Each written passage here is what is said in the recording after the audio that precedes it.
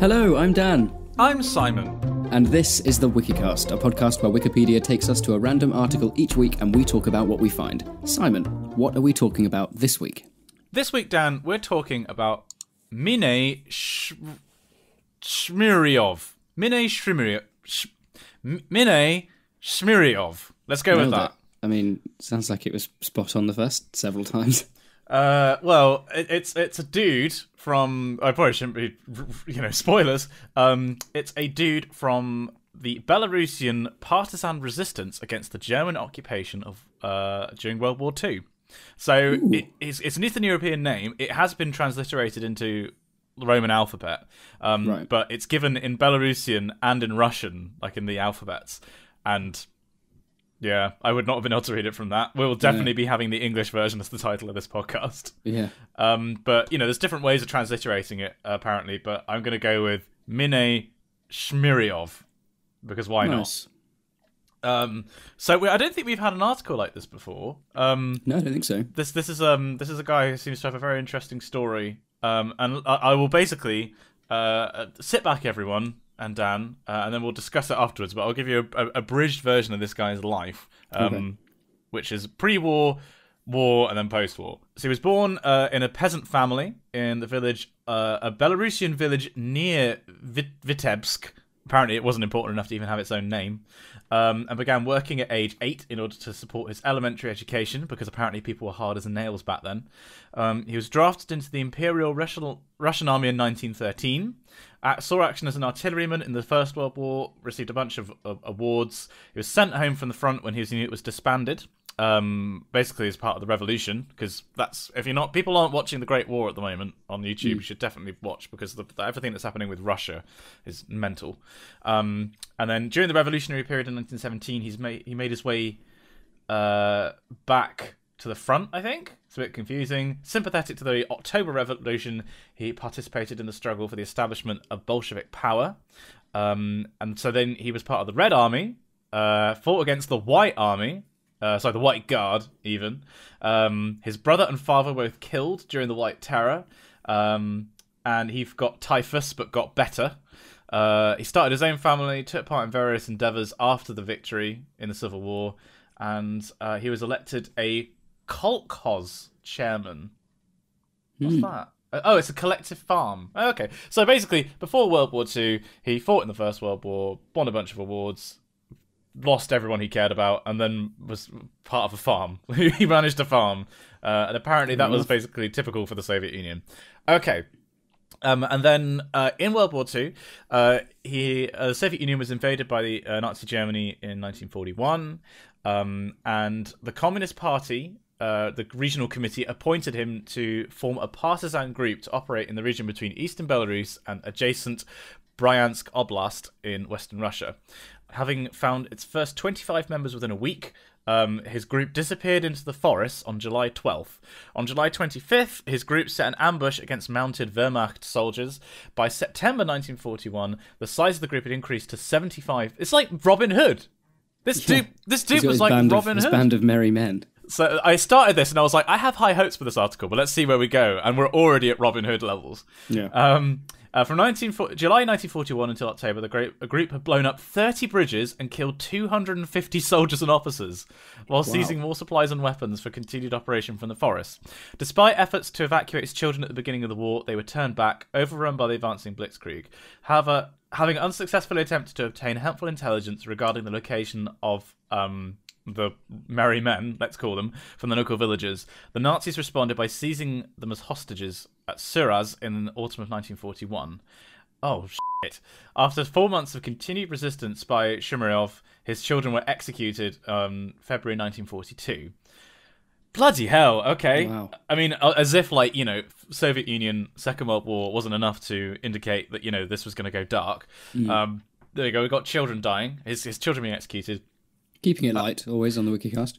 And then with the success of the Soviet Army's offensive near Smolensk in the winter of 1942, a 40-kilometer wide breach, otherwise known as the Vitebsk Gate, I'm really trying with these names, guys, the Vitebsk Gate was opened between the German lines, enabling direct contact between the partisans, the Communist Party, and the Soviet Army. Seeking to establish coordination between the partisans and the army, on 4th of April 1942, Shmyryov's staff was visited by representatives of the Army and Communist Party, and independent groups of partisans were united as the 300-member 1st Belarusian Partisan Brigade under Shmyryov as a commanding officer.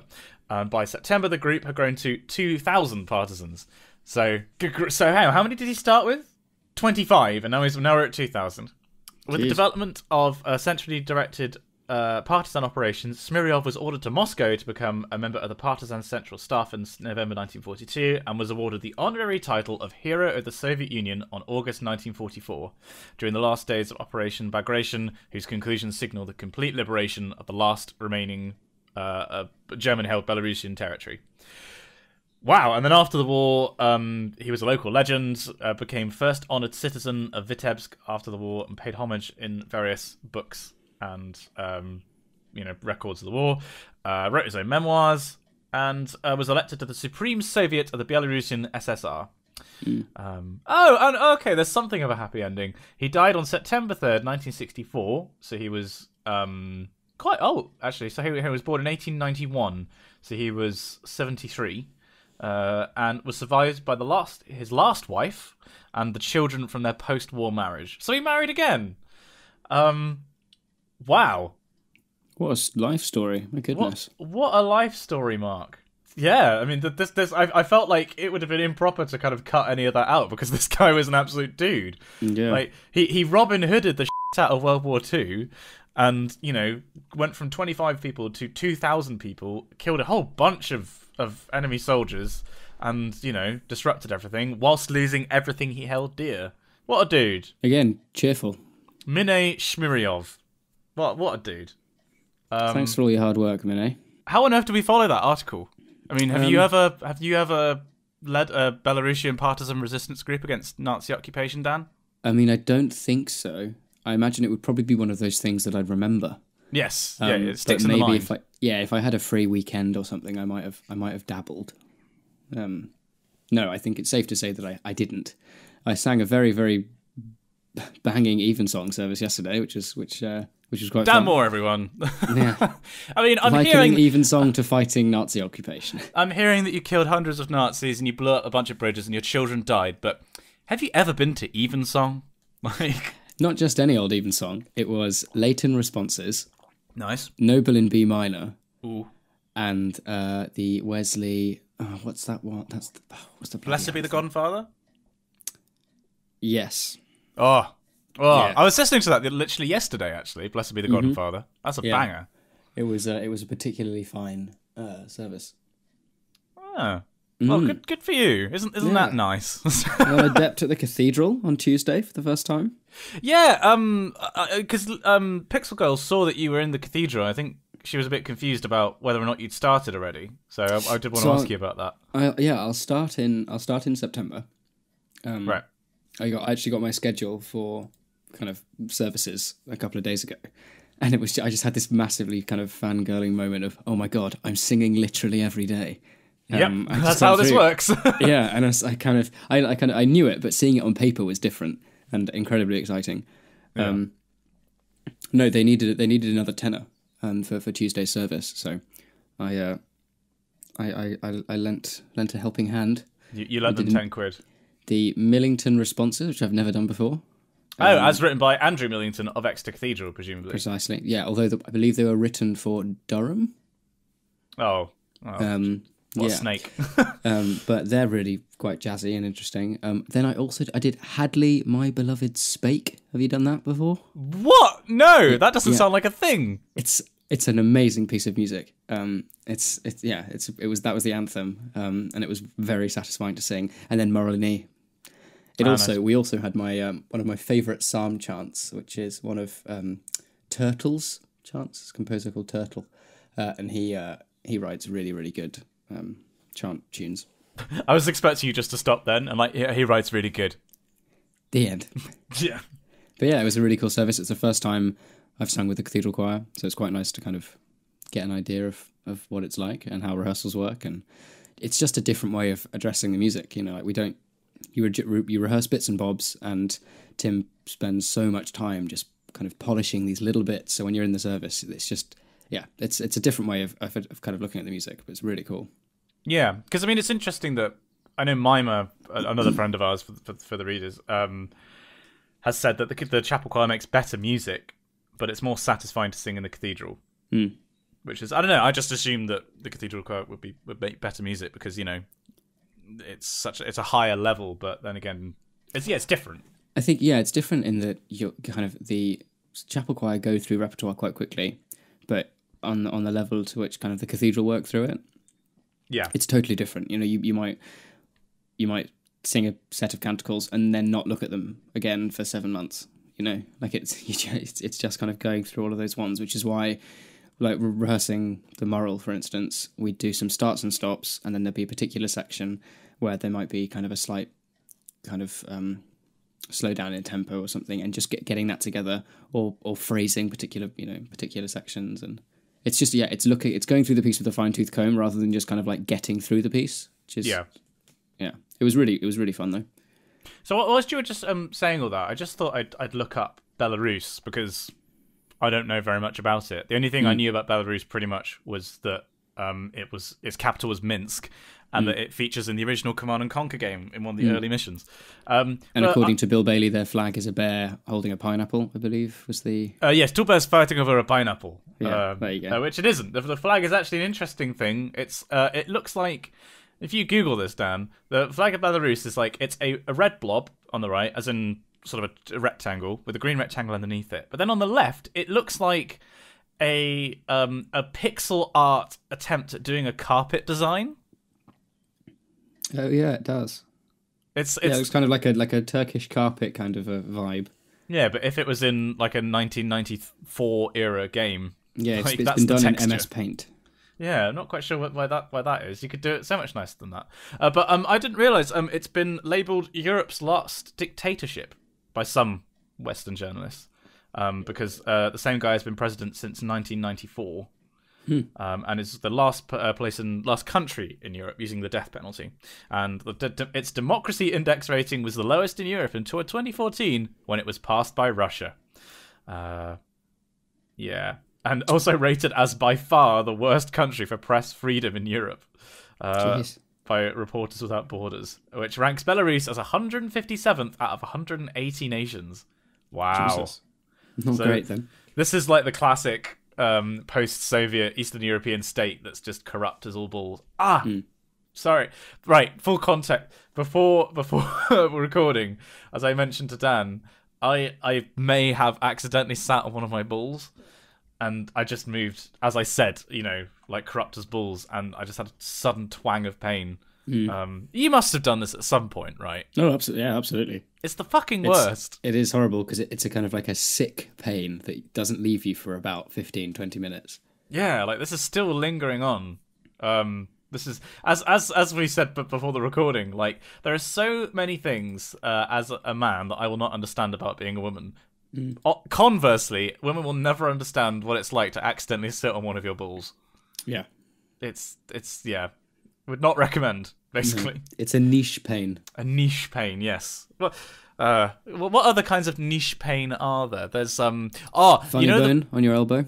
Yeah, or if you put I'm literally feeling sick even talking about it. If you put like chewing gum wrapper, like aluminium foil wrapping that you get for like Wrigley's or something, and you put that between your teeth. Oh yeah. And you get like it's electrolysis that happens, and it's horrible. Makes you do that. Yeah, the body's weird, isn't it? It's like cheat codes for the body. Yeah. It's like, you know, if you were to go into the terminal, you accidentally type the wrong set of characters, put the wrong handle on a command, and you press enter, and then suddenly your body's just like twisted around because you sat on one of your balls. Or I don't know what the female equivalent would be. You can't. Oh, sometimes tell you what, it's another one that I hate. When you kind of crick your neck and you get that. It's less of a crick, but you get that kind of heat that goes up through your head. You had that? I don't think I've ever had that. Yeah, you can feel it kind of like like the kind of the pain reverberate along a tendon. As you kind of, if you turn your head too quickly, you get this like heat that you can feel travel like from your neck up to kind of the top of your head, almost as if there was like a string that it's going along, and it takes a couple of seconds for it to kind of pass right the way through, and it's really horrible. No, I don't like. I crack my neck a lot, and I don't know. Maybe I just do it enough that I don't. See, I crack my neck all the time, but it's a different thing. It's not. It's like if you turn your head too quickly and you get this. People will write in probably giving a much better description than I do. But yeah, I'm used to kind of cracking my neck and my knuckles. But yeah, this is something else. It's something that actually, if you feel it almost like in your brain. Hang on, I want to see it. Let's see if this is audible. I'm going to try and crack my neck because I haven't done it today. Right, hang on. Apologies, listeners, if this is going to weird people out. ASMR. Wow. Oh, that was a good one. Okay, my turn. Oh, nope, not this morning. Not this morning. He's too tight. He's a tight boy. Well, there we go. What riveting content. Yeah, there we go. We're literally just. Oh, hang on. Here's my knuckles. That's. Oh, that was a good one. Were you about when I did my back once? How did you crack your back? I did my back. I was lying on the floor. It was when you lived in the house, and rather than living in the garden for that period of time. And I kind of like went up to kind of like do a crab, and it was like someone was playing the xylophone on my back. Every single vertebrae in one fluid motion went like tick, tick, tick, tick, tick. Oh, I don't know if you were there to hear it. I don't remember that. Oh no, I used to crack your back all the time. Yeah, like picking you up and like snapping you. Yeah. Although I finally had somebody do that to me. A mate of mine he's a big lad. I went on holiday with him and a couple of other people. I was doing it to other people, picking them up and cracking their backs, and he did it to me. And I've not been able to experience it before because I haven't found any of my friends that are strong enough to pick me up. But it's the best. For the readers that don't know, this is when if you pick up someone, you get someone to cross their arms such that your right arm is on your left shoulder and your left arm, your hand is on your right shoulder. And then you pick them up from behind like a bear hug, and you squeeze and tip yourself back, and you can crack all the vertebrae in someone's back. And I do it to Pixel Girl a lot. She really likes it. And I don't know. I've yet to meet a person that's hated it. Let's put it like that. I think it's quite a nice. It's a really nice feeling. It's like a cheap trip to a chiropractor, I suppose. I've always wanted to go to a chiropractor, actually. I do, and I want to go to a chiropractor purely just to say, look, just crack all of my bones. I just want to hear you crack. Or I don't need this. Like I don't have any problems. But I mean, well, you don't think you have any problems. Yes, it might be that you go to a chiropractor and they're like, oh my god, like they have a look and they go, actually, you know what, you would really benefit from this cracking. I went to my friend who's a sports massage like therapist because I was training for a half marathon and my legs just completely stopped working, and I was diagnosed by her as like, yeah, you have chronically tight legs, like this is really not good. So I had a bunch of massages for my legs and my back, and it's amazing how, I suppose because it builds up so slowly over the years, you don't notice it, and then it's when it's removed. I felt like I had new legs when she was done with me. It was amazing. Yeah, no, I'd still love to go. I nearly went to a chiropractor at the end of the PhD just to be like, YOLO, let's it. I want to have all my bones cracked, but I did not in the end.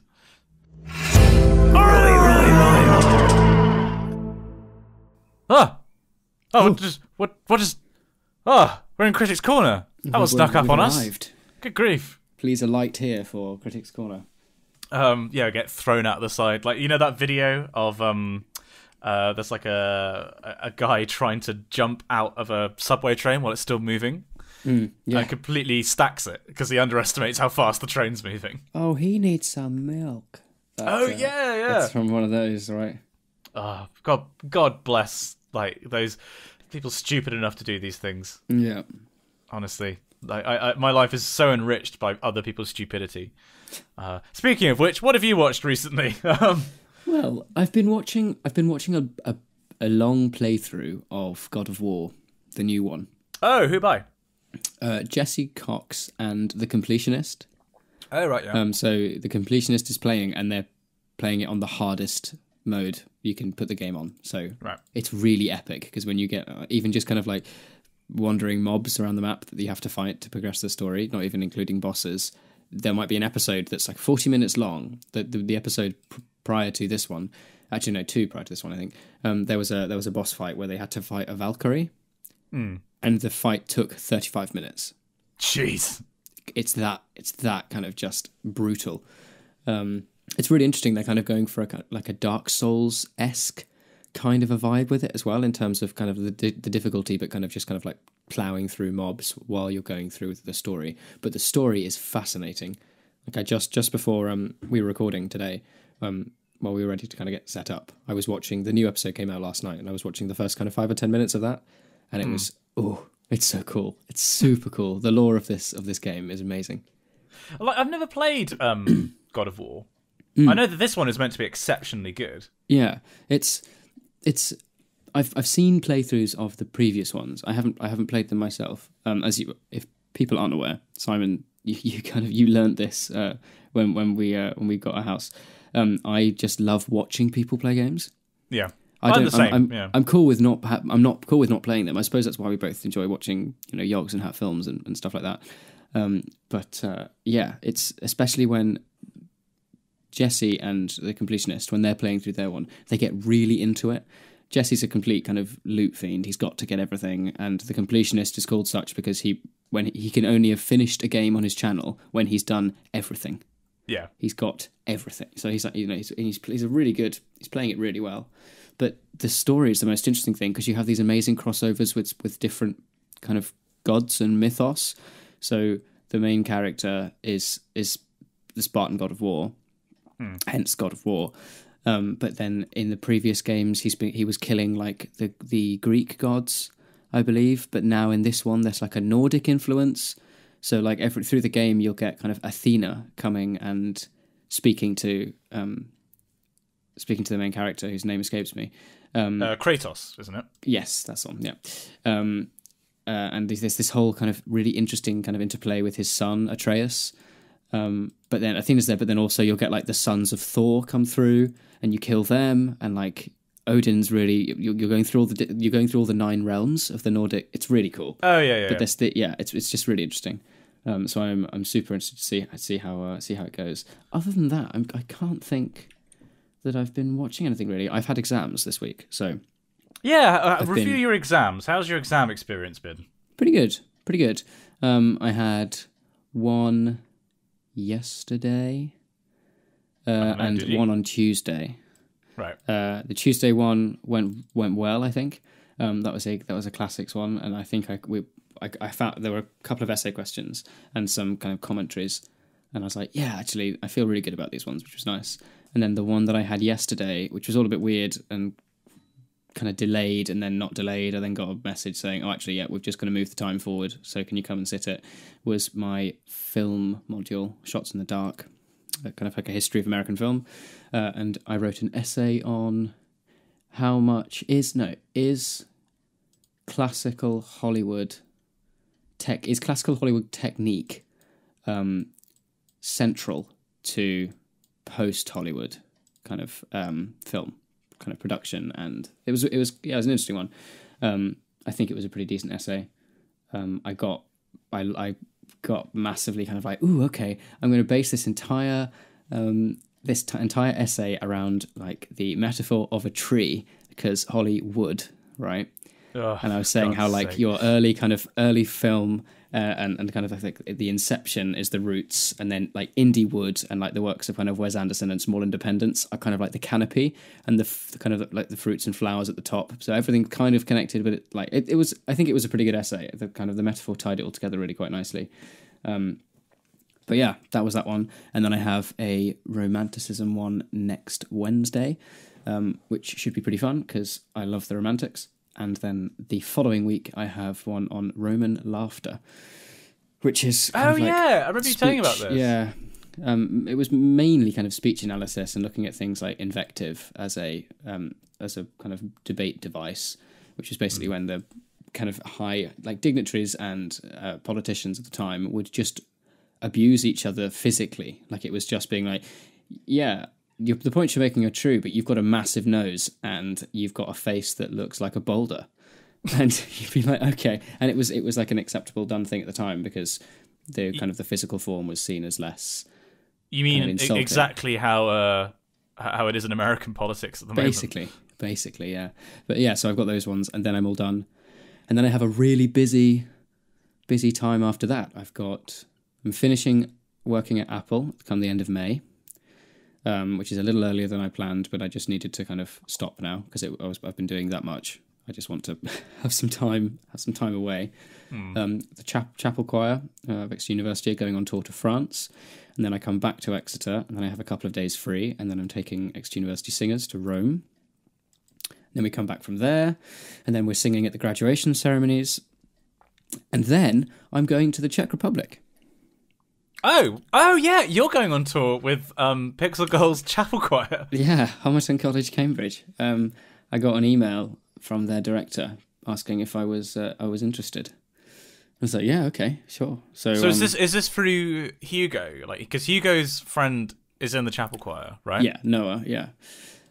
So I think Hugo was going to go, and then Hugo mentioned to Noah that Noah said, "Oh, we've also got some tenor spots," and I think Hugo would have said, "Oh, Dan will probably do it." The hilarious thing is, I got an email saying, "Do I want to come?" and Hugo didn't. Oh, really? Yeah. He couldn't make the dates anyway, bless him, but it would have been quite nice if we could have both gone. But yeah, I'm currently looking at going to. So you are a busy boy this summer. And then by the time that finishes, I'll have a little bit of time in kind of August to gather myself, and then Cathedral will start. Yeah, because is September you start in Cathedral? Yeah, right. So it's a busy but exciting time.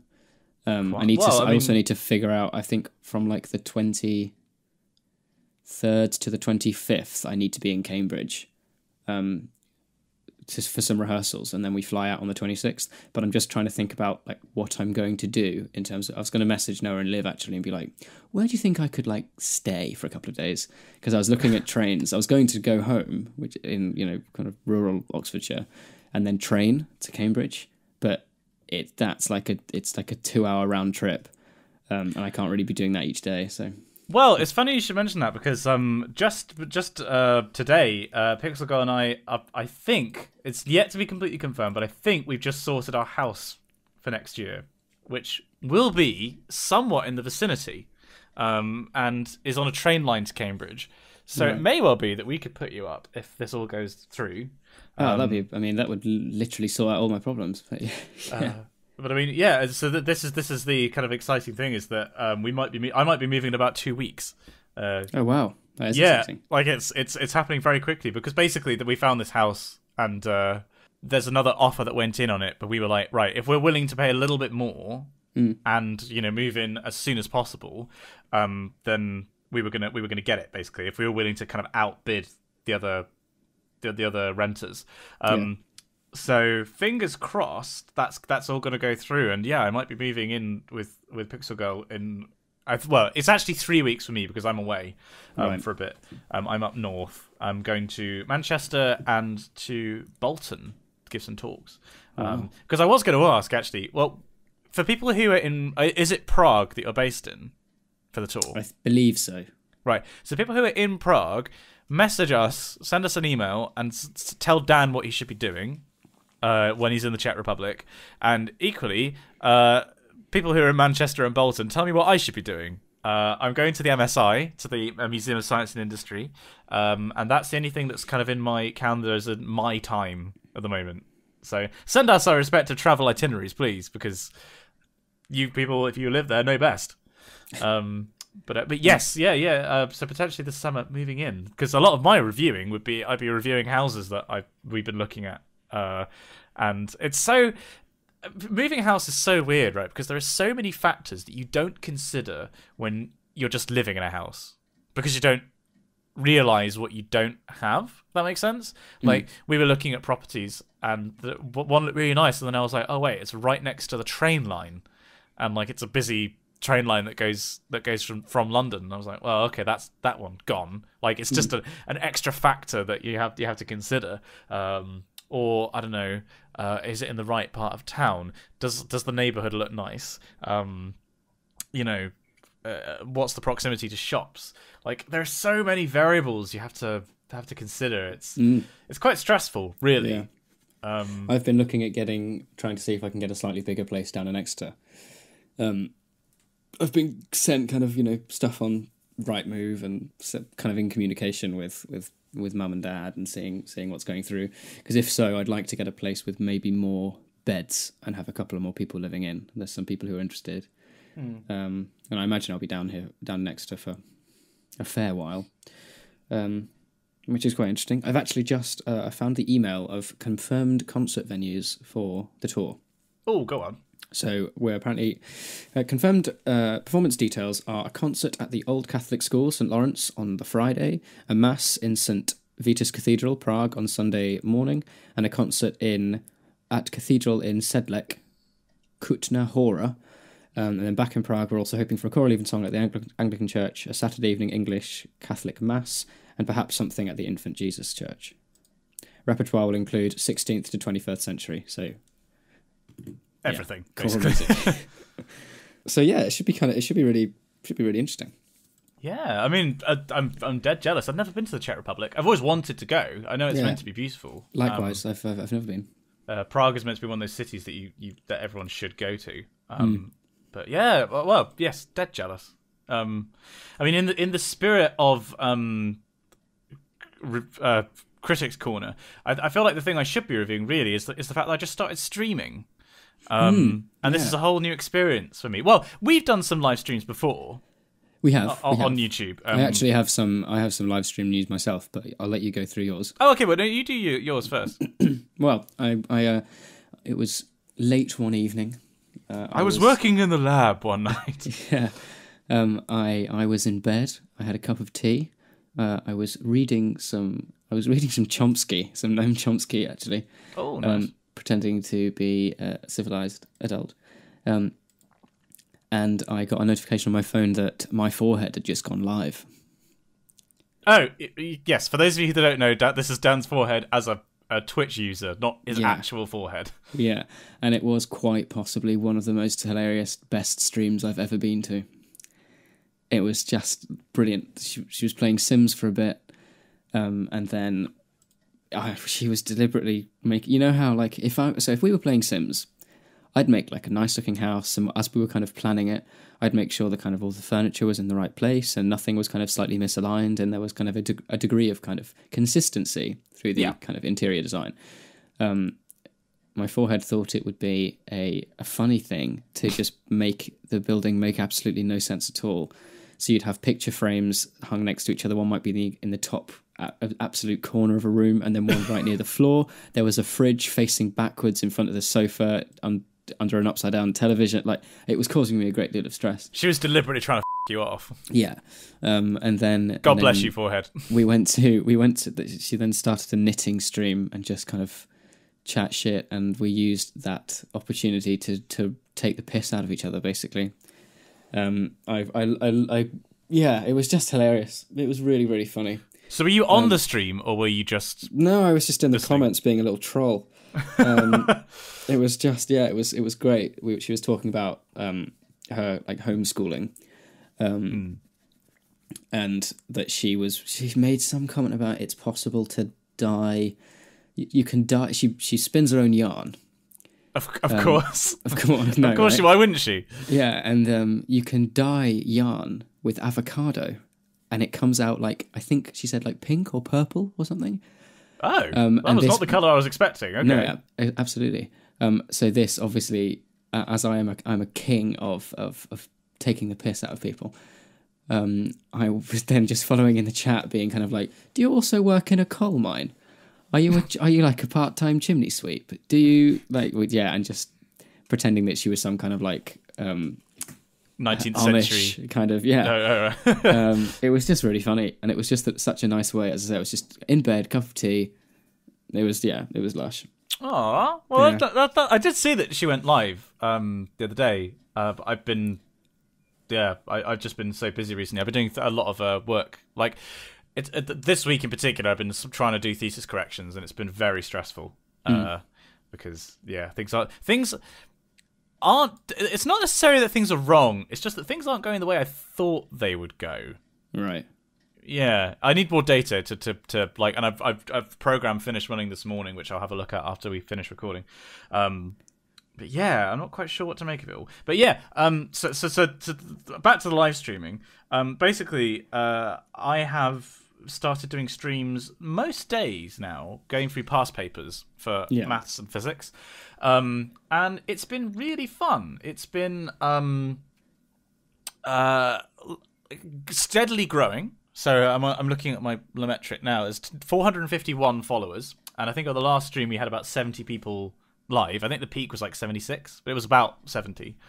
And yeah, just people seemingly enjoying me just do maths and do physics and talk through what I'm doing and have some nice kind of classical music in the background. It's been I've enjoyed doing it. It is exhausting. Doing a solo stream is absolutely exhausting because you constantly feel it's not like films or something like that where there are 3 people or on the Yogs where there have many people.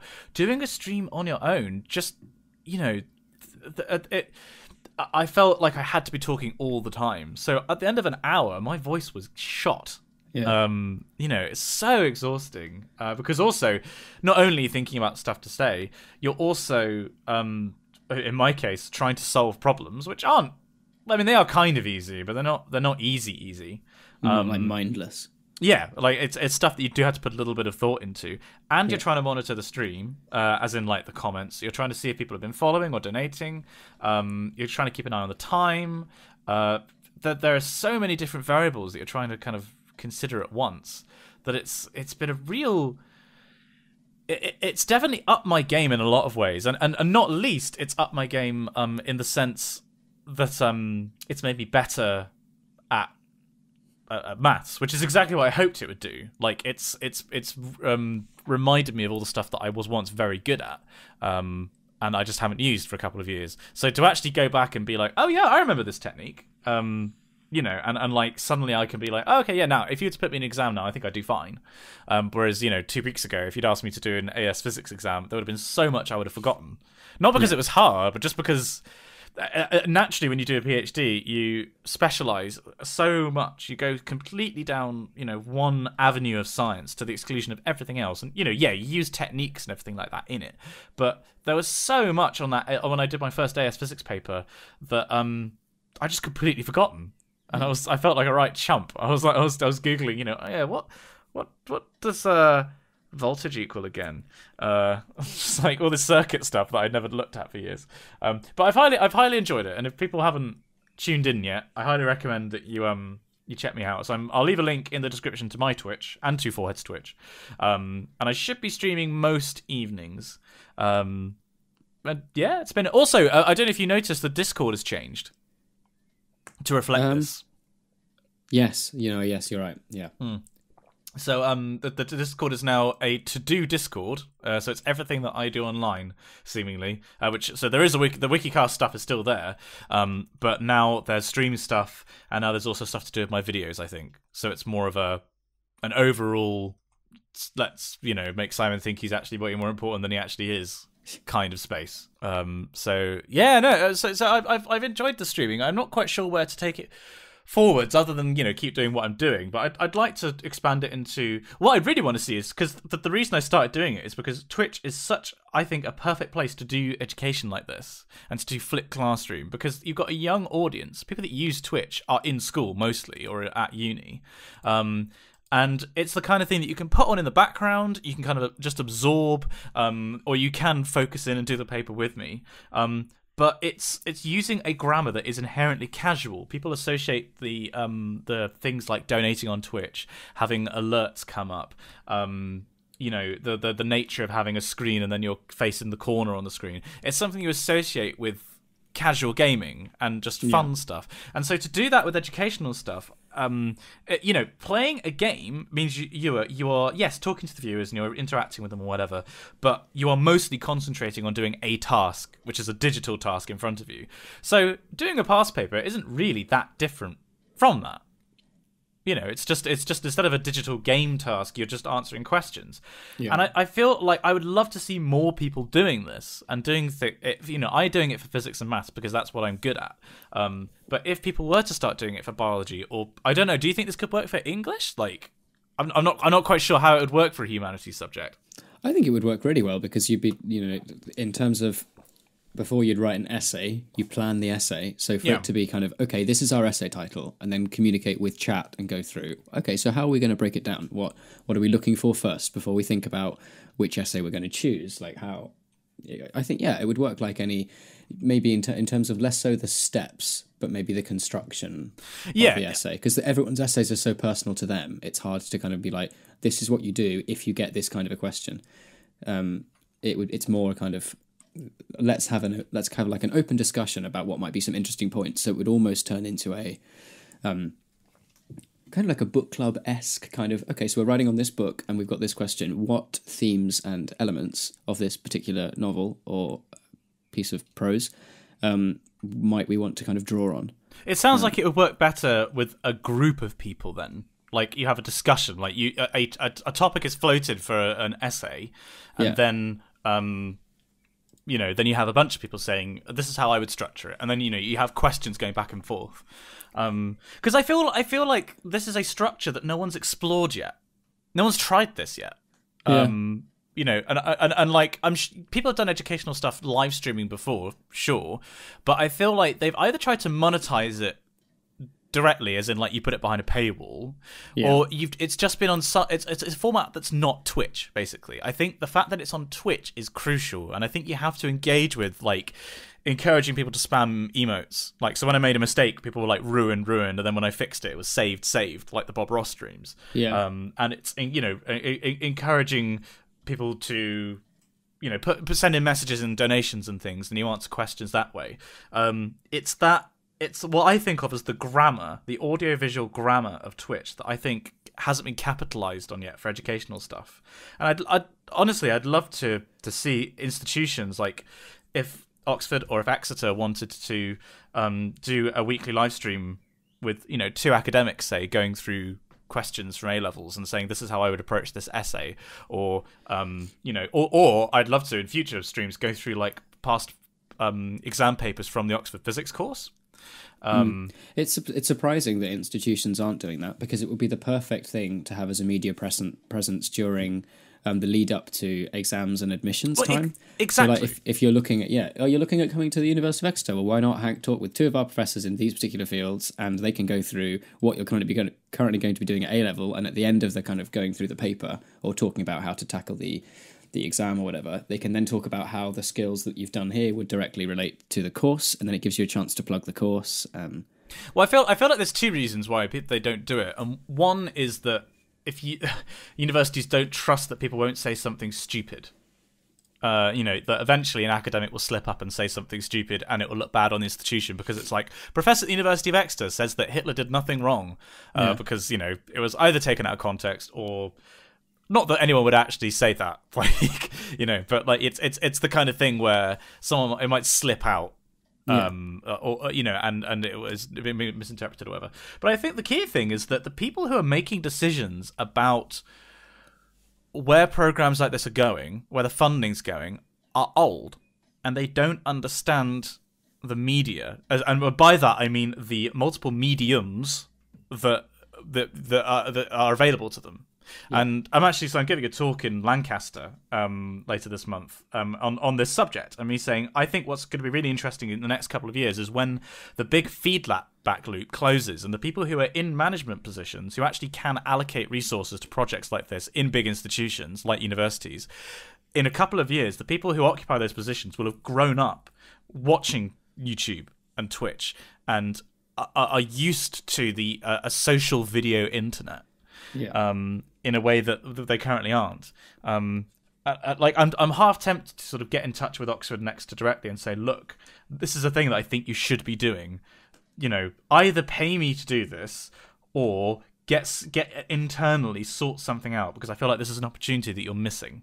Because all of the kind of infrastructures there in terms of how they handle like lecture recordings, the whole recap system works really well. Yeah, I mean, it's there. They just need to add a degree of kind of interactivity and in doing so, like a live element to it. Well, I feel like Twitch needs to push this as well, because I feel like apparently I was talking to Barry about this at the Ogscast. Apparently there is someone at Twitch who's like head of education on Twitch, and there isn't an educational scene on Twitch at all. Like there's an IRL category, which is what I put myself as when I'm streaming, and there's like a community, quote unquote, of educators, but I have never heard about any of them before. There seems to be a like 24 or something like that members of this community, and as far as I can tell, it's mostly people who do coding streams. Like, I'm probably completely wrong, but that's my impression, is that it's just people doing coding and working on a project. Which is fine. I don't have a problem with that. But I feel like Twitch could push this and say, look, this is an opportunity to do social good. You know, there is the slight issue which Twitch could also help with, which is monetization. Because the way that Twitch streamers normally work is either through subscriptions, well, it's through subscriptions and donations, right? And that requires people to have a disposable income. That if they want you to read a message, they'll send in a bunch of money, however much it is, even if it's like $2 or whatever, and then you read out their message. But students who'd be watching these streams are famous for not having a disposable income. So how do you? They're gonna spend it on something that is a luxury or an entertainment. Like, yeah, well, if they're going to paying for a Twitch subscription and a Netflix subscription. Well, also, I feel like if you're a student, you're not going to spend your money on a donation to a Twitch channel that's about maths. You're going to, if it was me, I was spending money on the Ogscast or Hat Films or whatever, because I enjoyed that. I feel like trying to get these streams to the point where people actively enjoy them is important. But also, the students aren't paying for the service. They're paying because they've appreciated. So you got to get it to that point, but I also think there's got to be an alternative way of monetizing these streams. There's got to be an alternative way of making them economically viable, and I think part of that is going to come from institutions. And either an institution will say, look, we will pay you to do these streams, use our or they pay academics, whatever. They pay somebody either. But no, it should be internally to go through these questions, and maybe they use university resources, they plug university courses, but it has to be done in a way that's genuine. It can't just be like, let's watch this, 5-hour advert for the University of Exeter. It's got to be more subliminal than that. It's, I'm going to enjoy the stream, and would you look at that? It was hosted by the University of Exeter. I should probably check them out. But maybe I want to go there for university. Or you have a company, like, for example, I've been sponsored by Brilliant.org for my videos before. If they were to say, we're going to sponsor your stream, just make sure you mention and plug the website 3 times over the course of an hour, and, may put it in the description or in or whatever, and then we pay you a lump sum. I just feel like in order for education stuff to take off on Twitch, that issue of monetization has to be addressed. It has to be solved. I think there's huge potential. What I've demonstrated in my limited streams so far is that there is a desire for this. People who have commented on it saying, I wish this existed when I did my A-levels, or this is an amazing idea, thank you for doing this. People appreciate it and people want it. I just think that we now need to work out how to make it viable. And our answers on a postcard, guys. I'd be really interested to hear our readers' thoughts on this, and especially if you've been watching the streams, if what your thoughts have been, because that's the benefit of streaming. Is the best thing about it is the instant interactivity of you have that direct line to chat, and they have a direct line to you. So it's so responsive. It just makes sense as an educational format. We need to make it work. I'm determined. This is my new quest: is that alongside videos, to do streaming regularly and make this work. It's definitely got legs. Yeah, still got legs, which is always a good sign. Christ, sorry, I've just been rambling for a very, very long time. Is there anything else you'd like to criticise in this corner? I don't think so. As I say, I haven't really been watching a great deal. I've been just revision and things, and my usual kind of listening habits, which is going to surprise no one, is mostly acoustic guitar and choral. So nothing, no change, basically. Nothing especially. I haven't been to the cinema. I haven't. No. I still need to see A Quiet Place. I'm determined to see it whilst it's still in cinemas. I've just been so pushed for time recently. Yeah. But, okay, well, if we are done being old men yelling at clouds and criticising things, then we should probably move on to I think it's Patreon corner next, isn't it? I believe it is. Let's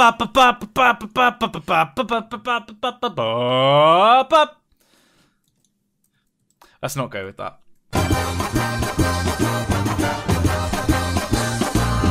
Top lad.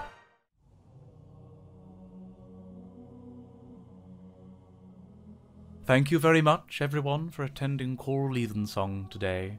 Thank you especially to our cupbearer, Azagu Nagapan Nagasauravanan. Our joint organ cleaners, Marut Vakira Punyawat and Fee Gascoigne. We're going to get that name right. We someday. will one day. It's going to be flawless. Soprano herders, Tapio Kirkinen, Davy Schram Vontabel, and Simon Vase. Our head candle boy, Henry Brewster. Selector of hymns, Kieran Kelly and Wonderful Stephen. Selector of hers, Lewis Watson, Eric Davis. Person carrying around the collection plate and making you feel guilty when you don't have any change, Angela. Chief robe cleaners, Billy Toulson, Elliot Conway. Keeping time on the sermons, Emma Kavanagh and Jay Wright. Tenor choral scholars, Ben McMurtry, David Scahill. Pointing out that the altos were in fact singing the entire time, Miles Cornfeld and Matt Maguire. Judas, the Moustache Man. Oh, thanks for the 50 pieces of silver, mate. Yeah, cheers. Oh, that got me. That tickled me. Do we want to go for a Catholic service?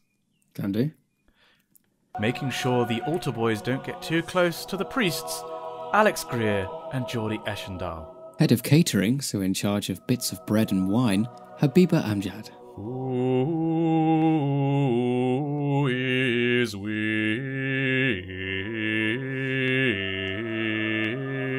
us? Simon Torseth. God's representative on earth, Dan Hanvey. Oh, I suspected that all along, you know. Yeah. Wingers, Nick Webster and Luke Thatcher. Dean of Chapter, Lachlan Woods. And Master of the Music, John Mannion. Thank you so much, everyone, for all your continued support. We say it each time, but we can't emphasize it enough how much of a difference it makes in terms of kind of managing kind of the finances of the podcast and giving us more opportunities to do amazing things. You're kind of instrumental in that process. We love you dearly. Absolutely, you guys keep the podcast going. So thank you to all of our top lads who support us on patreon.com/the Wikicast. If you wish to, the top lads, I believe, are full at the moment, right? I don't think there are any spots left. True. But there are spots, of course, as always, supporting Team Cat and Team Dog. Dan, what are the stakes this week? Well, it pains me to say it. Team Dog is sitting down on 28, while Team Cat have excelled to 31.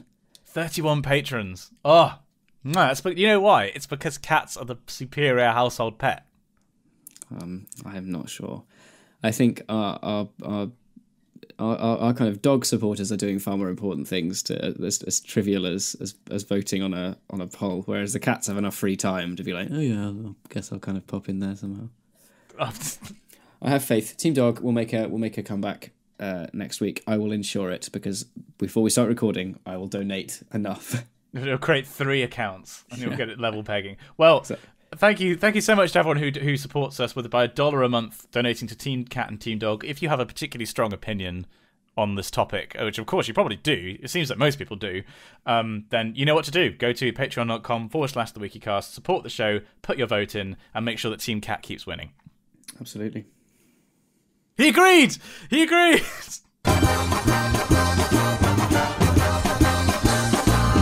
Top lad. And once again, we find ourselves in Crisis Corner. Always. We have an email from Anonymous, again, keen as ever, to share some troubles, and we'll see if we can give some vaguely helpful advice. Only very share vaguely, the load. Anonymous titles this saying, a non-mouse but no crisis or maybe crisis on later reflection. Dear Messrs. Moore and Clark. Dear Messrs. Mark and Claw. Nice. I was wondering if either you two spicy boys had ever had the experience of performance-enhancing study drugs. Strong opener. I like it. Okay. He knows what he's about. Just went straight in there. I myself completely messed up one semester and ended up in a very dark place. Could probably have that in Crisis Corner, to be honest. In this dark place, I was exposed to, let's say, some medication that's often prescribed to treat ADHD in America. I managed to conquer the dark place, although the allure of said medication has stayed as what I guess is now an addiction. I reckon I could fix this addiction, although the medication has the added bonus of allowing me to study like an absolute weapon. And at this point in the semester, I would consider it foolish to stop, as the crash would most likely result in me failing uni. I guess this means I couldn't really stop, but hey-ho, first stop to addiction is admitting it. Have either of you had exposure or experience with substance addiction, specifically for studying Adderall and the like? Any suggestions to what I should do, as I'm quite deep in the rabbit hole now? Thank you for the amazing non-content. It makes 12-hour studying stints a lot more interesting. So the issue here is asking about performance-enhancing study drugs, and they are too deep down the rabbit hole, and they don't know what to do. Was that right? So they want to kick them, but they can't. Not yet, anyway. The current time in the year won't allow them to. But they know that they're probably now it's becoming a problem, but they're kind of relying on them. So on later reflection, yes, absolutely, definitely a crisis. I've never done any. I mean, unless we count caffeine. I don't think we're going to count caffeine. I mean, caffeine obviously is a performance-enhancing drug, but it's so societally accepted that it's like not an issue. I've never done Ritalin or Adderall or anything like that. Yeah, I mean, have you? No, I had friends in Australia who were put on it, and it's a very strange thing. There was a kind of a noticeable change in their kind of attitude and mindset, and they can be quite inward looking and go away and, as you say, study like an absolute weapon. Just go off and you just effectively get tunnel vision. Yeah, well, because that I think it's a common misconception, right? That you immediately when you take, for example, Ritalin, you will study more. It's not that. It's that you will focus on whatever it is you're doing with a laser focus. And that could be cleaning the house or editing a video or whatever it is. But it doesn't necessarily mean you're going to actually study more. It just means that whatever you choose to do, you will do without distractions. Yeah. Yeah, because I don't even think any of my friends, as far as I know, none of my friends have done it. I'd be surprised if none of my friends from Oxford, for example, hadn't. I think it'd be probably more common than I think. Yeah, it's something that obviously like appeals because I like the idea of being more productive. I think for precisely the reason that Anonymous has found, I wouldn't do it though because I'd be worried about getting addicted to it. Because progress is addictive, you know, productivity is addictive. You want more of it and more and more, and I feel like I'd never be satisfied. I'd always keep taking it. Like I definitely got a little bit addicted to sleeping tablets. Towards the end of Oxford because I'm actually having a problem at the moment. I can't sleep. I lie in bed for hours and hours before I actually fall asleep. And like previously I've gotten addicted to sleeping tablets because you just become dependent on it, really. Yeah. I had that when I was really ill in January since coming back from that kind of Christmas holiday. And the only thing that I could use to get to sleep were like 2 night nurses, which just knock you out. Yeah. And then there were definitely times where I'd just be like, oh, I do want a good night's sleep. I might just have one. Because, you know, it will just, it hits you. I've been getting into a habit now of, I don't sleep with a pillow. Right. I just lie kind of flat on my stomach with my head to one side. And for some reason that seems to be working quite well. I also sleep with my, with a window open and my curtains open as well. So by the time I'm going to bed, it's dark anyway, but it means that I'm naturally waking to sunlight. Yeah. Which is such a better way of waking up because it takes all that drowsiness immediately out of the waking up process. Yeah. I mean, I can't wake up at the moment. I think because I'm not falling asleep for hours and hours and hours, I'm not waking up until 9:30. Like, even though I've got alarms set at 7:30 and 8:30 and you know, several alarms, I just can't get out of bed. You know, I think it's just because I'm so stressed. I've got so many things on my mind at the moment. but this is why, like, but this kind of thing, getting addicted to the substance, is why I haven't started taking sleeping tablets, because I wouldn't trust myself to not take it too far. When I'm trying to remember what I did to get off the sleeping tablets before. I think I just went cold turkey. Before, you know, as in, like, after the exam season finished, I just stopped taking them because I was so tired I didn't need to anymore. It was holding, holding back all the tiredness until after the final exam, and then suddenly crashed. But I don't know. I feel like with study drugs, surely by the time you finish the exams, you don't have a need to take them anymore, right? So would that not kind of, you could just go cold turkey after the exams, and it might suck for a bit, but you just got to kind of push through. I think one of the points that you made earlier was that it's not to call it, it's not so much a study drug, but you just get used to being able to focus on tasks and operate in a certain way. And I guess when you're not going through that kind of like, okay, I'm going like this kind of methodical, I'm focusing on this and then this and then this. Interestingly, Anonymous signs off as a scatterbrained mess of, and I imagine that you probably do feel pretty scatterbrained because you're perceiving and going through your immediate environment in a totally different way when you're on the kind of the drugs than when you're not. I would say maybe try and just bring how much you're having down and try and kind of grade it. Equally, these are prescription drugs, right? So maybe go and have a consult like a medical professional and go, actually, you know what? I'm finding I'm relying on these a little bit more than I want, and I think it might be starting to be a problem. What can I do to kind of help that? Because I'm sure there's processes and routes for that. Yeah, I feel like it won't be the first person to have this happen to, and equally, you're not doing something illegal, right? Like, it's not like you're addicted to cocaine or heroin. Like, you know, obviously, it's not great that you are addicted to a substance of any kind, in the same way that, you know, if you're addicted to alcohol, you know, like it's obviously not good. But don't feel like you can't talk to a pharmacist, or if there's a counselor. You know, I don't think it's anything to necessarily be embarrassed about or ashamed of. You know, I think Dan's exactly right in saying you should be like most of our crises recommendations. Go talk to somebody that knows what they're talking about, because we don't.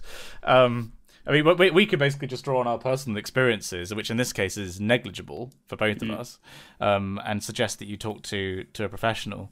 But you know, I can totally empathise with you, Anonymous. I can totally understand where you're coming from with this, because I would probably, I think I don't know. If I was to go back and do an Oxford degree now, I would probably end up taking something like Ritalin or Adderall just to keep me focused, because maybe just as I've gotten older, I find myself getting distracted more easily. So you know, I totally empathise with you, Anonymous. It's a mistake that I probably would have, a trap that I probably would have fallen into as well. I certainly found, in terms of towards the end of my IB life, the kind of the focusing tool that I became reliant upon was like meditation and mindfulness, to the point of which I just knew, like, would really annoy me if I got up late and it meant that before classes started and before I usually had some form of meeting, because I was on the student council, which is basically like a prefect, and we'd meet most mornings early before lessons.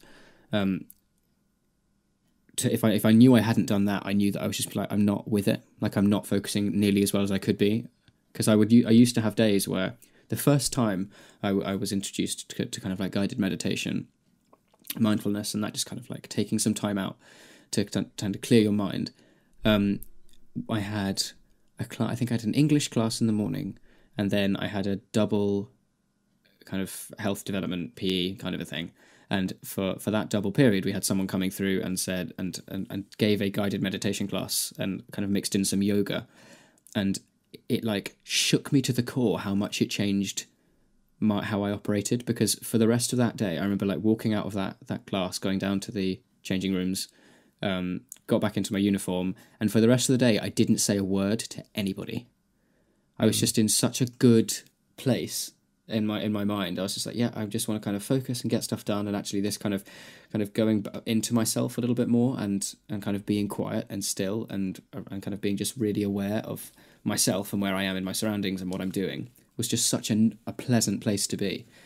I found my experience with meditation was that when I took a course on it at Oxford, I wasn't brave enough to carry through with it because I had so much terrible stuff going on internally. But the whole thing about meditation is sitting and being with yourself and opening yourself up to it. And I wasn't brave enough to sit with all the stuff that was happening to me and actually work through it, because the consequences of which would have been I need to drop out of university and redo this year, which is what I absolutely should have done. It's quite obvious pretty early on that I should have done. But I couldn't do that, and I feel like I agree that meditation and mindfulness specifically is very, very useful, but a word of caution that it's not the most pleasant experience sometimes. You've got to be, which is why I think those kind of like those guided meditations are really good, because they're done kind of devoid of you having to kind of peer into yourself. You're just following the instructions of somebody else, and it's usually something along the lines of close your eyes, take yourself to a place where you feel comfortable, and like, you know, there's some custom ones where there's a really good app I use actually called there's Headspace. Yeah, I was going to say Headspace. Yeah, there's Calm as well. I don't know if you've got that.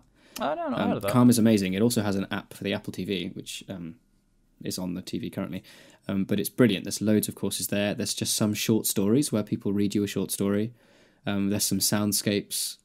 It's really good. But it's always just kind of like, you know, just breathe and listen to the sounds around you, which allow you to almost kind of come out of your head, if you know what I mean, like and kind of look down on what you're doing and focus on, you know, while we've had this good weather, I've been doing some kind of studying and I've been in Sibelius writing some other music stuff. I've been doing that outside and just kind of sitting on the picnic blanket, just kind of closing my eyes and like just breathing and listening to the wind in the trees and birds, and like it just means that you don't have to be so overly conscious of sitting in silence and hearing everything that's going on in your head and trying to kind of push them away.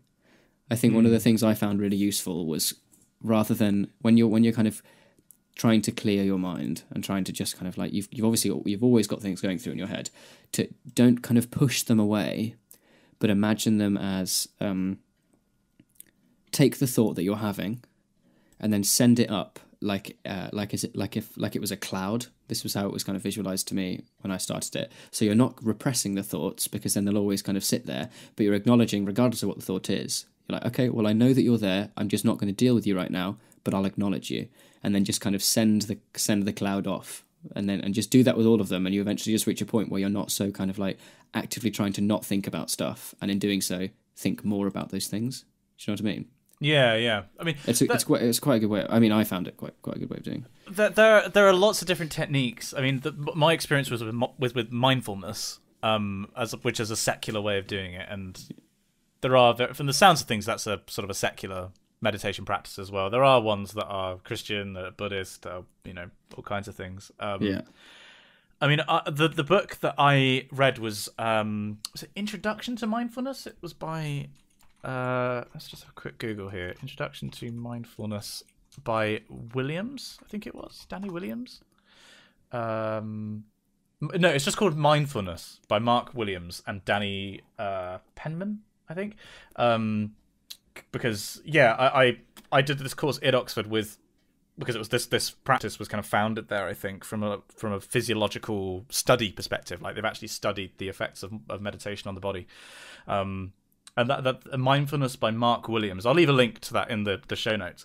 I found a very good introduction to it. I just wasn't in the right place to make the most of it at the time. It's something that I really should make more of now, actually. I'd love to get back into a meditation practice. I think it's helpful at pretty much every stage in your life, as long as you are in a place where you can sit with your thoughts. Yeah, because I feel like it's a bit of a shibboleth, really. Like, either you can sit with your thoughts, and that's great, and mindfulness is useful for you, or you're in a place where you can't sit with your thoughts, and that's the point at which you probably should seek professional help.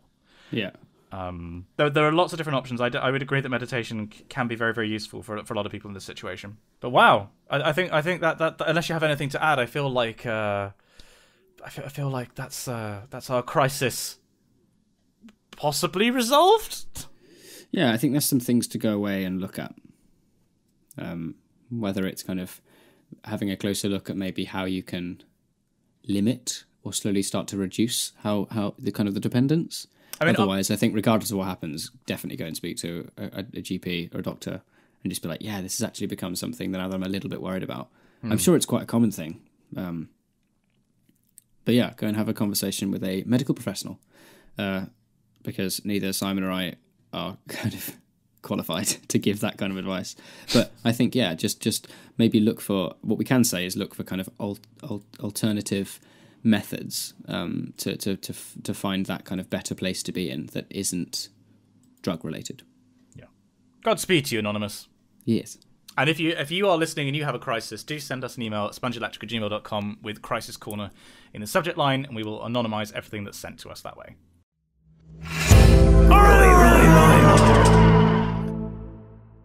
And now we find ourselves finally in Correspondence Corner. So we have a fan fiction, Dan, as teased last week, but had sent in by Hecking Ruddy George, but we have a few emails before then. First of all, from Sarah M., title, Yay, Matthias is coming to Singapore. So I like that this has become an ongoing saga. The people who follow the podcast. So first of all, Matthias emailed in and we were like, oh, giving advice on where he should go. Then he emailed in back and saying that like he actually went with our advice anyway, despite the fact that it was too late and that he was worried about going to Singapore. And now we have another reader, Sarah, email in and... Well, I'll read a message. Hi, Simon and Dan.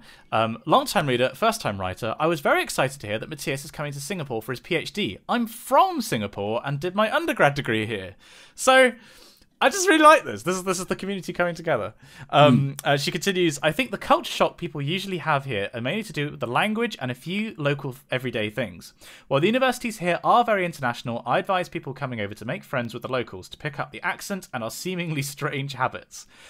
She doesn't specify what those strange habits are. So...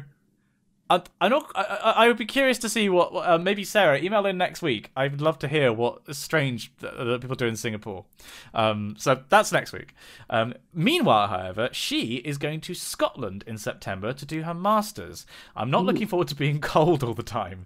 Do you guys have any tips on staying warm? Bear in mind, I've lived in the tropics my whole life, and anything colder than 25 degrees Celsius is too cold. Wow, you are going to get cold. Yeah. What was your experience coming back from Australia? Like, did you find yourself being cold the entire time? Yeah, well, I left Australia on the 13th of December 2014. So middle of summer. Yeah, height of summer, and then flew back into Schiphol Airport in Amsterdam, into kind of the middle of a Dutch winter, which is really cold. It was like I went out to the shops the next day and it was like -6. I'm like, oh, okay, this is it. To be honest, I prefer. I like that. I do like the heat, but there's something inescapably lovely about the kind of coziness that cold weather brings. So, I mean, I usually wear kind of shirts and a woolen jumper anyway, regardless of the season. But you're gonna be introduced into the amazing world of woolen knitwear. It's great. It's a lovely place to be. You'll be cold, but there'll be knitwear. It'll be fine. As long as you kind of dress sensibly, and it's cold when you go outside, but when you're inside, it's okay. It's fine. Get like invest in a good winter coat is what I would say. And you'll be really surprised at how quickly you'll acclimatize. You'll find yourself there, and it'll what time did they say they're coming? In September. So you're going to be going into kind of autumn and then experience the winter. By the end of that winter, when the sun starts coming out, it'll get to like 16 degrees, and you'll be like, "Oh, God, it's balmy. It's lovely." You'll find that your internal thermometer will change. I mean, yeah, you are definitely going to be cold. If you think less than 25 degrees is cold, you are definitely going to be cold. If you're it was at Edinburgh, wasn't it? Oh no, it just says Scotland. Okay. For your masters, it's going to get down to probably close to -10 in winter. Like it's going to be cold. I definitely agree with Dan in terms of the clothing. You're going to get knitwear. Get used to knitwear. Also, pro tip: I wear 2 or 3 pairs of socks. I find that I have Raynaud's syndrome, so I have very poor circulation in my extremities, like my feet and my hands. And I find that wearing 2 pairs of socks when it's cold makes 2 pairs of socks when it's cold makes a massive difference. Yeah. Or hiking socks, alternatively. Think about your footwear. Make sure your feet are warm. I don't know, you might not have heard of them, but you can get long johns if you get really cold. You can wear like long underwear that go right the way down your legs. I have a pair of those. I don't really feel the cold, but I got them when I went skiing once in school. So that's a suggestion. Basically, layers. I think that's the most important thing. Think ogres, think onions, think layers.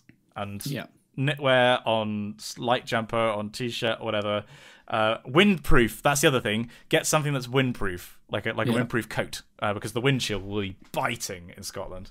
Yeah. But yeah, you are going to have quite the thermal shock. That's going to be quite something.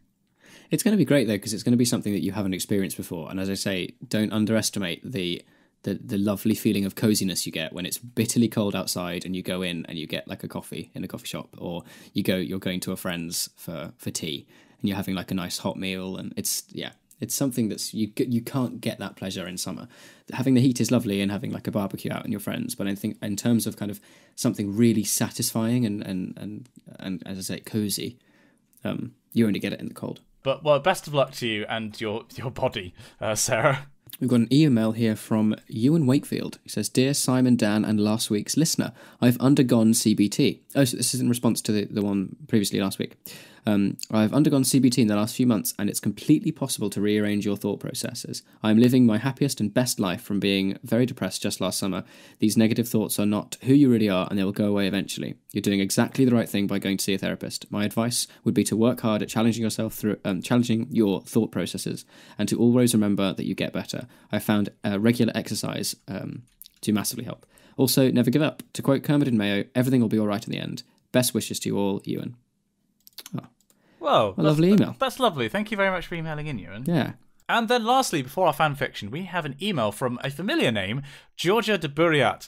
Now, I pointed out that Georgia had was supporting us on Patreon, but hadn't chosen a support level, like a perk. And I was wondering why she hadn't. And then she's titled her email, "Patreon reward chosen." So I guess that may have been an oversight on her part. Firstly, I greatly congratulate you, Simon, on not butchering my surname a couple of episodes ago when telling me I'd somehow not chosen a Patreon reward. It's usually something I had to give a detailed instruction on, so thank you. Hopefully I did it right this time as well. Secondly, I have finally chosen my team, and I'm proudly on Team Dog. Hey, excellent choice, Georgia. Well done. Although cats are wonderful too. Having spent the bank holiday weekend at home from university with the family dog Martha. I don't know if you can see the picture. Martha! Amazing dog. With a panda on its head. It's a very cute doggo. I couldn't help it. Well, whatever. It's fine. You're wrong, but fine. Thirdly, it took me a while to get around to listening to the episode where you mentioned my lack of household prep preference, and I can only apologise. Usually I listen to podcasts when making work. I'm a fine art student in my final year. Oh, that's cool. And I've been developing a book, which I am hand binding. Oh, that's so cool. That's really cool. She's attached pictures. Oh, wow. That is amazing. Yeah, I didn't scroll down. Yeah. Wow. Very cool. I'll have to post that on the Patreon. Those are very cool. But being as it's the last month before setup for our show, I've been doing a lot of research, so I haven't been listening much. That's absolutely fine. You do you. However, at the weekend, I managed to get a second-degree iron burn on my forearm while at work. So it seems I'll have much more podcast listening time. Okay, well, the fact that you're listening to this means you're injured, so I'm very sorry. But, wow, sorry, I just can't get over those. The bookbinding is so cool. Because obviously, I assumed that was a Bible. But that has been done so well.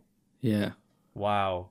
Okay, cool. On this topic, though, the content of my book is phenomenological interviews on people's stories and perceptions of religion. Hence why it looks like oh, this is amazing. Georgia, top lad material here. One interviewee spoke about being in a church choir without being religious. I'd be interested to hear your thoughts on this, and if/why either of you began and continued with something like that, being religious or not. All the best, and sorry for the lengthy email, Georgia de B. I didn't realise she was a bee. I was waiting for that. My mother was a bee. Well, I mean, I started in the chapel choir because I wanted to impress a girl. which worked out quite well in the end. I mean, that's basically. I mean, I was brought up at a C of E primary school, so I know all the religious stuff, but I'm not a religious person. I think the majority of people in the chapel choir are probably like me, actually, in that they were brought up Christian, in a Christian environment, but they weren't themselves religious. Would that be fair? Do you think? Yeah, I think certainly when you look at the kind of the subsection of society that goes to universities like Exeter, you can usually say with a degree of confidence they've probably gone to private school. If so, that school is probably Church of England. There will be some form of kind of instilling some kind of religion while you're there. I would say that the vast majority of the chapel choir are agnostic. Respectful of the Christian tradition. Yeah, absolutely, and that's kind of integral to the part that you play as a choral scholar. I think equally too, there's times where I'll sing a service, or like what immediately comes to mind is the service of Stainer's Crucifixion that we sang on Good Friday. And there's something more than just getting pleasure from singing the music. When you're in that kind of space, not only like in a building like Exeter Cathedral, but you're in your cassocks and you're surrounded by people who are coming to this building not only to hear the music, but it means something to them. There's a feeling that certainly struck me that was more than just, God, this sounds really nice. Like there's something other. I don't know whether that's, I wouldn't say that's God. I wouldn't say that's, like a religious faith, but I think I'm definitely a spiritual person. So there is something kind of special that you hear with that kind of music. Yeah, I mean, I think it's, for me at least, it's the specialness comes from seeing the impact it has on other people. I feel there's a great spirituality, not a religious aspect to it. I think there's a great spirituality in performing some of this music, in that there's something about creating a beautiful noise in a quiet space and then letting it return to silence. Absolutely. But seeing the effect that it can have on other people, the significance of the words, for me, I think I derive it from knowing the impact it has on other people. It's a performance at the end of the day. But there is definitely, that is special, I think. And I think you don't have to be religious then to enjoy that. You can be in the church choir, and in a way, maybe being agnostic is an advantage, because you don't get distracted by the profound feelings that you're supposed to be feeling because of the music. But there we go. I mean, that everything about your project, George, it sounds fascinating. It does, really does. And I will have to remember to post the pictures of that on the Patreon, because wow, really, really cool. Very cool. Okay, well, but with that, though, I think I have to pass over to Dan for our hecking ruddy fanfic. Very exciting. Okay, I'll close the tab. This is all over to you, Daniel. Now, do you want to read your lines in your voice and treat it like a script? Because it is a dialogue between the two of us. Oh, is it? Oh, okay, right, we'll do it that way. Dear fan and fic, just as promised, I've written a fanfic. However, I should mention that there's a twist. All of the dialogue is from the quotes section of the Wikicast Discord. For those who don't know, this is a section in the Discord where we quote anything anyone says that's either strange or embarrassing. When I say all of the dialogue, I mean all of it. It gets pretty weird. Find the fanfic PDF attached to this email. Also, if you're reading this on this week's podcast, I will have finished my first exam and I have 5 more to go. Wish me luck. P.S. There will not be a sequel. Kind regards, Heckin' Ruddy George. Of course, luck, in Comic Sans and various colours, yes. Absolutely. Other than that, best of luck, George. Here we go. Heckin' Ruddy fanfic. We begin. Oh my god. Here we go.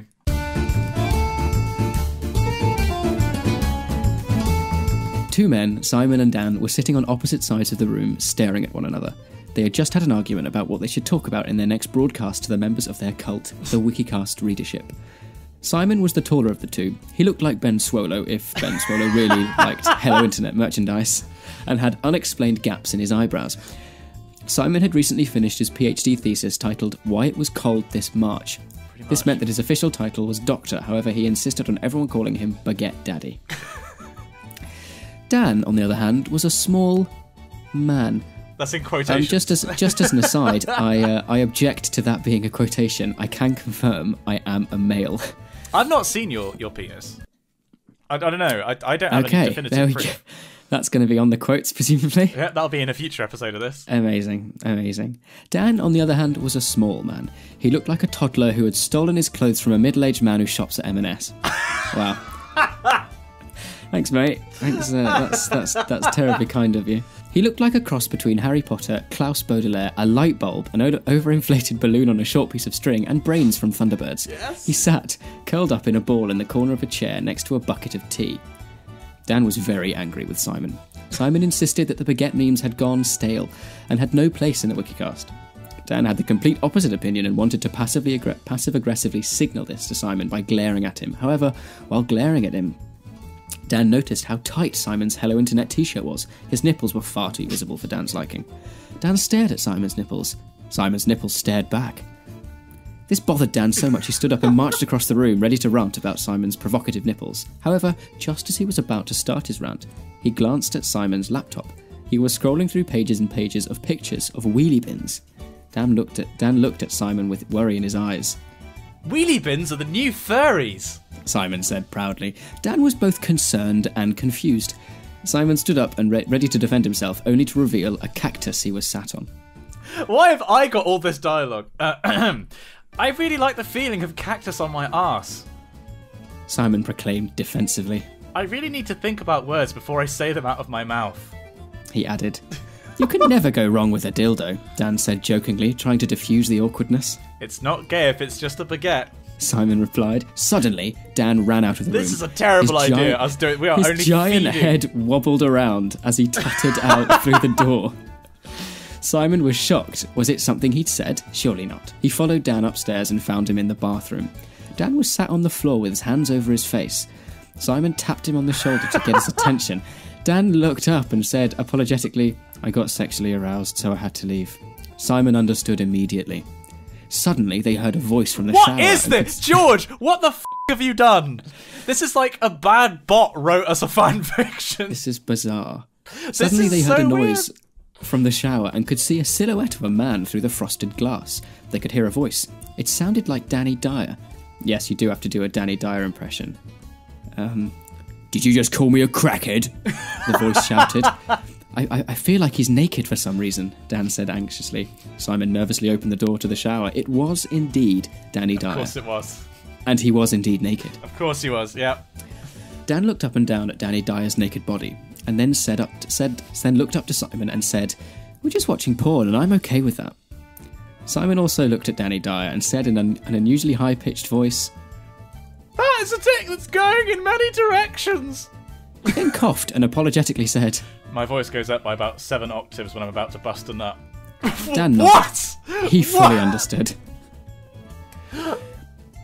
What Beware is the wrath of happening? my gooch, Danny Dyer proclaimed. You up for a threesome? With no hesitation, Simon eagerly replied. Right, I'm going to get naked. Dan seemed less keen. Why the sudden penis? He asked. I can't finish off anything larger than 9 inches. Oh my god. Dan's lack of enthusiasm greatly angered Danny Dyer, and so he pulled out a laser gun from somewhere and shouted, I'll f***ing rush you, mate. Get out of the bathroom, dickhead. I'll shoot you. Mate, I drink a pint of milk every day, Dan said, puffing out his chest I could confidently. so see you using that as a macho line. Like, I'll f***ing rush you, mate.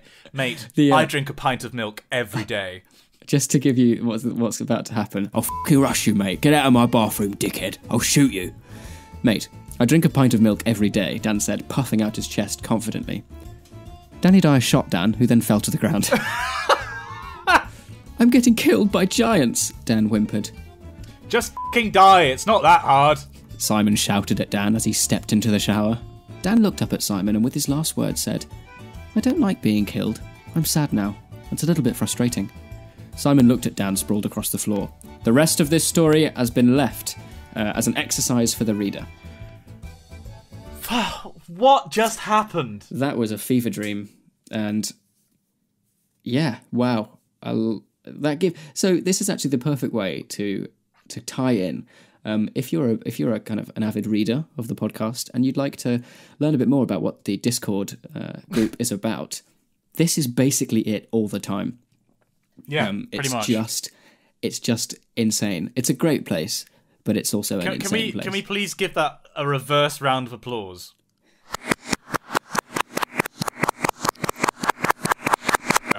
What the f*** was that, George? So, Simon, what have we learnt today? Well, Dan, we've talked about Minay Shmyryov. Shmyryov. Minay Shmyryov. Belarusian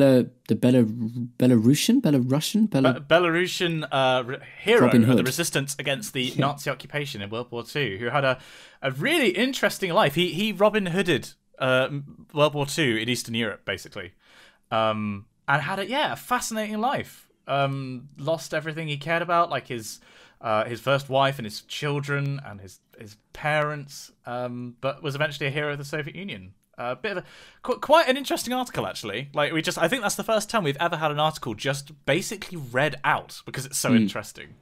But from there, you then immediately started talking about evensong. I certainly did. As per usual. Yeah. What did we talked about? Oh, me moving. You going on tour. We're getting people to send us itineraries to do things to do in Prague and in Manchester. Indeed. What else? We had a very, very long conversation about Twitch. We did. I insisted on that one. Sorry. And I went on a bit of a ramble about God of War. You did. Who? I was looking up, by the way. Whilst we were talking, did you know that the guy who plays Kratos, like his voice, is Christopher Judge, who was Teal'c in Stargate SG-1? I don't know if you ever watched Stargate, but like that blew my mind. I did not know that. But yeah, we talked about that, and then we talked about study drugs and getting addicted to them. And then we had I think I'm going to call it the most bizarre fan fiction we've ever been sent. And we've been sent a lot. Gosh. It's really quite something. The next episode has got, whatever we do next episode has got a lot to live up to. I think this was a cracker. And that's all for this week's episode. Don't forget to subscribe to us on your podcasting service of choice. You can like us on Facebook, and if you'd like to see our faces, check out our YouTube channel, Spongy and Electric. Itineraries for Prague and Manchester, Danny Dyer fanfictions, and other thoughts on the show can be sent to us at spongyelectric@gmail.com. We'd love to hear from you. Join us again for another tumble down the wiki rabbit hole. And we'll see you next time.